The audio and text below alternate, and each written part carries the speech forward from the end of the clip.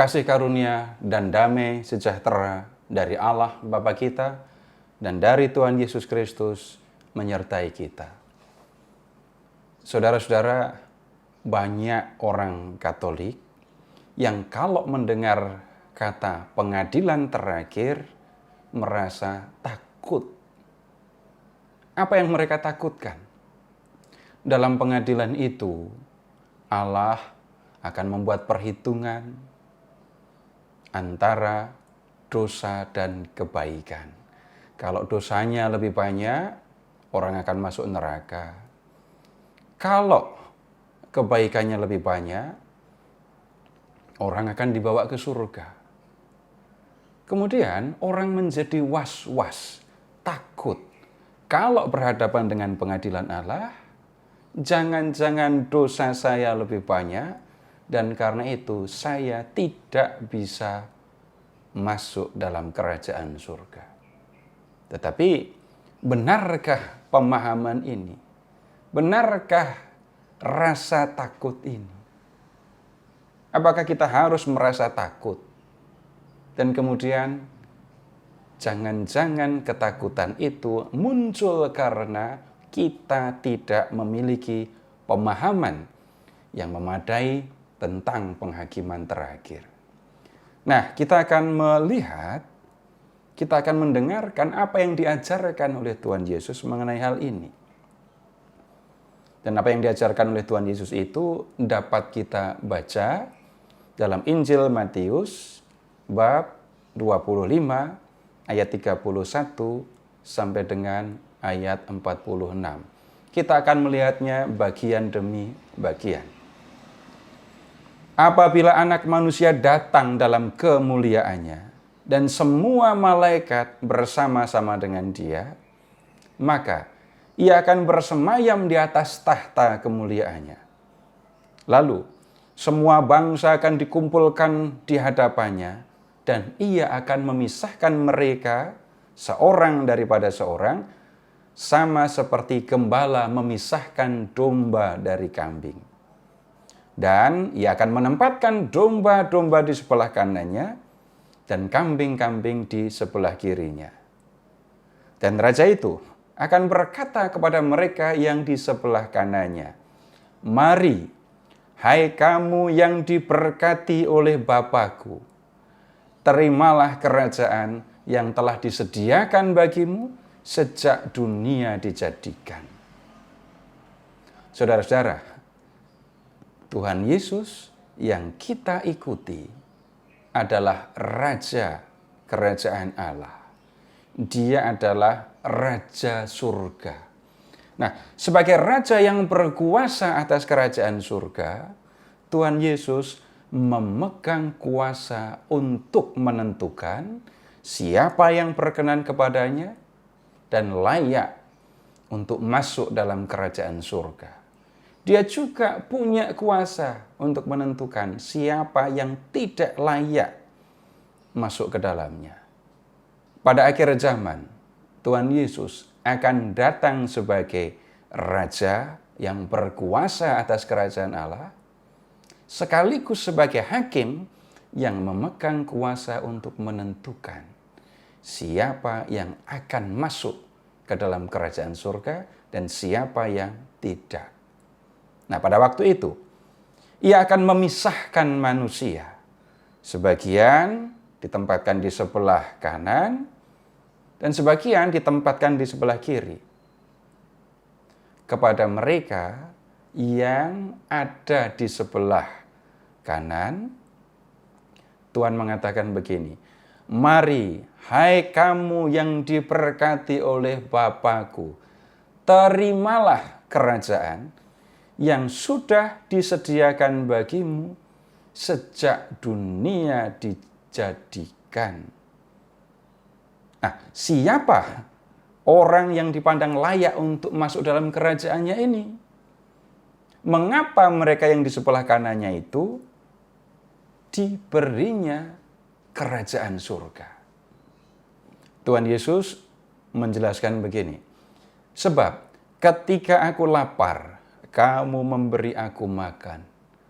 Ketika aku haus, kamu memberi aku minum. Ketika aku seorang asing, kamu memberi aku tumpangan. Ketika aku telanjang, kamu memberi aku pakaian. Ketika aku sakit, kamu melawat aku. Ketika aku di dalam penjara, kamu mengunjungi aku. Nah, yang membuat orang-orang yang di sebelah kanan Anak Manusia itu dipandang layak untuk masuk dalam kerajaan surga adalah karena mereka sudah berbuat banyak untuk Yesus, Anak Allah, Raja kerajaan surga itu. Apa yang mereka lakukan? Memberinya makan ketika ia lapar, memberinya minum ketika ia haus, memberikan tumpangan ketika ia datang sebagai orang asing, dan sebagainya. Tetapi tidak terbayang oleh orang-orang yang di sebelah kanan itu, bagaimana mungkin mereka memberi makan, memberi minum, memberi pakaian kepada Raja yang mulia itu. Mereka tidak yakin pernah melakukan itu semua selama hidup di dunia. Mereka tidak pernah melihat Raja surga itu lapar, haus, tanpa pakaian, atau dijebloskan ke dalam penjara. Nah, karena itu orang-orang yang di sebelah kanan itu bertanya kepada Raja surga tadi, Tuhan, bila manakah kami melihat Engkau lapar dan kami memberi Engkau makan, atau haus dan kami memberi Engkau minum?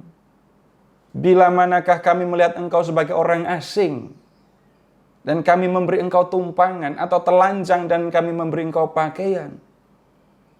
Bila manakah kami melihat Engkau sakit atau dalam penjara dan kami mengunjungi Engkau? Mereka yakin belum pernah melakukan semua itu kepada Raja yang mulia, Raja kerajaan surga itu. Dan kemudian setelah mereka menyampaikan hal itu, maka sang Raja memberikan penjelasan. Dan Raja itu akan menjawab mereka, Aku berkata kepadamu, sesungguhnya segala sesuatu yang kamu lakukan untuk salah seorang dari saudaraku yang paling hina ini, kamu telah melakukannya untuk aku. Nah, saudara-saudara, benar bahwa Raja itu tidak pernah merasa lapar, haus, tidak berpakaian, atau dipenjara. Tetapi dia hadir di dalam diri orang-orang yang menderita. Memberi minum kepada orang yang kehausan, memberi makan kepada orang yang lapar. Itu sama dengan memberi minum Raja kerajaan surga. Itu sama dengan memberi makan Raja kerajaan surga. Dengan kata lain, apa yang dilakukan kepada orang-orang yang mengalami penderitaan, itu dilakukan untuk Yesus, Anak Manusia, Raja kerajaan surga. Dan lebih lanjut itu berarti, dia hadir di dalam diri orang-orang yang mengalami kesulitan. Dia hadir dalam diri orang-orang yang mengalami penderitaan. Nah, dengan memperhatikan ini semua, saudara-saudara, orang yang percaya kepada Kristus tidak perlu merasa takut berhadapan dengan pengadilan Allah. Orang yang percaya kepada Kristus mewujudkan kepercayaannya dengan mengasihi sesama, dengan melawan kecenderungan kepada dosa, dan dengan membina relasi dengan Allah. Kalau kita sebagai orang yang percaya kepada Kristus sungguh-sungguh sudah hidup sebagai orang yang percaya, maka pengadilan itu bukan sesuatu yang menakutkan.